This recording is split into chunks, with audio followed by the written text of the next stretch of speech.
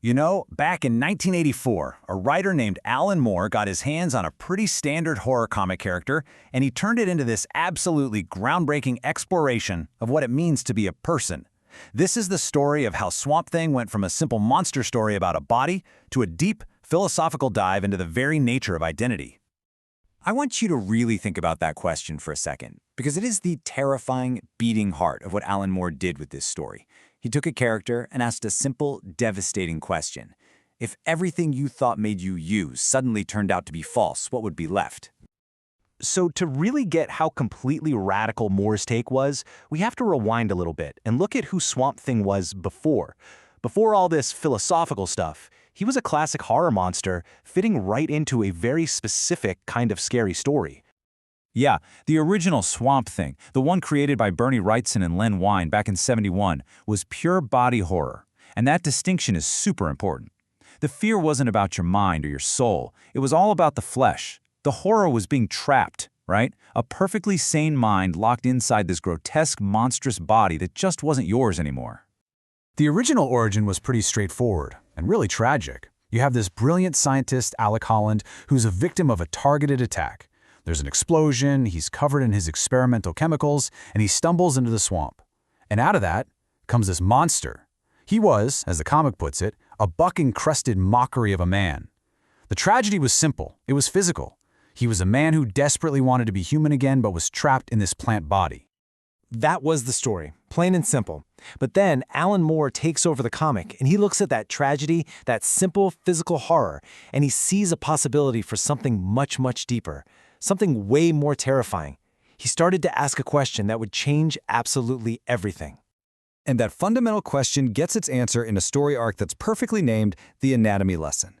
This is where Moore, along with the incredible artists Stephen Bissette and John Toldleben, doesn't just redefine the character, he literally dissects him both physically and philosophically. So the story kicks off with Swamp Thing seemingly dead. His frozen body is delivered to this villain, a botanist named Jason Woodrue, for an autopsy. Woodrue's job is to figure out the creature's secrets so he can exploit them. But as he gets to work, he starts noticing things that just don't make any sense. The science that the whole original story was built on, it starts to fall apart right there on the operating table. This is what's so brilliant about what Moore did. He uses Woodrue's own scientific logic to poke holes in the comic's premise. Woodrue's looking at this thing and he's like, wait a minute, how could plant-based organs actually work like human ones? How could a plant formula just rewrite human DNA? And then the big one, the real kicker, what possible good is a brain made entirely out of plant matter? From a scientific standpoint, it's impossible. And this line of questioning leads Woodrue to this absolutely mind-blowing, story-shattering conclusion. Alec Holland didn't transform into the Swamp Thing. Alec Holland died in that explosion. The creature on his table was never, ever a man. It was just a plant that, in the moments after Holland's death, absorbed his consciousness, his memories, and then grew a body that looked like a man because it thought it was one. It was a plant playing pretend. And that revelation just changes everything. The horror is no longer physical, it's metaphysical. This isn't about a man trapped in a monster's body anymore. It's about a being whose entire existence, his entire sense of self, is a complete lie. And this is where Moore starts to masterfully weave in these deep concepts from existential philosophy. The first big concept he uses is something called bad faith. It's a philosophical term, but all it really means is self-deception. It's when you live an inauthentic life by lying to yourself about who or what you really are. And Swamp Thing has just found out that his entire life has been the ultimate act of bad faith. This quote from the comic just perfectly captures the new tragedy, right? All his pain, all his suffering, all his pining for his old life was for a life he never actually lived. He was a plant dreaming it was a man, and that entire dream was a lie. So, if your entire life was a lie, what does that do to your sense of self? I mean, when your past just evaporates, what are you even made of? This brings us to the next philosophical pillar holding up this entire crisis. See, our identity is built on what philosophers call facticity. The idea is that our past, all of our lived experiences, that's what gives us a foundation. It's the concrete ground that our values and our sense of self are built on. And for Swamp Thing, that ground has just been completely pulled out from under him.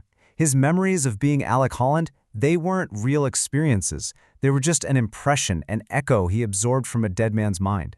So without a real past, he loses his facticity. He has no foundation left. He's adrift. To make this a little clearer, think of it like this, and it's an analogy right from the source material.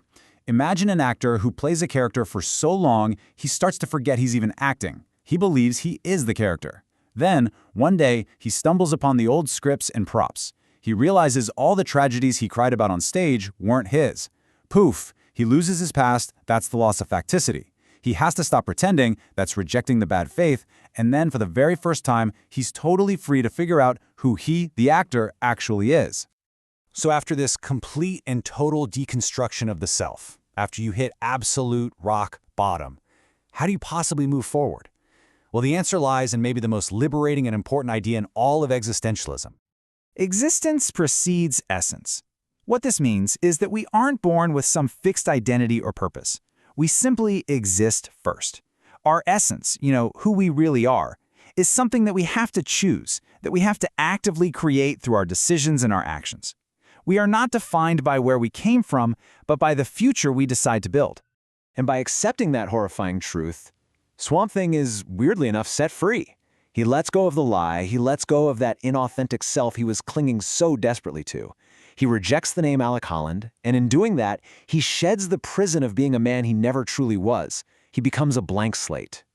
And in that absolute freedom, he finds a new purpose. It's not about trying to get his old humanity back.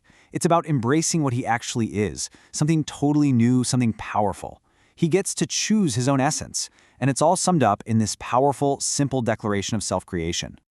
And that brings us right back to the beginning, doesn't it? What Alan Moore's masterpiece shows us is that confronting a lie about ourselves, no matter how deeply it hurts, can actually be the first step toward finding real freedom. It forces us to ask that question of ourselves. If we aren't just the sum of our past, who do we choose to become right now?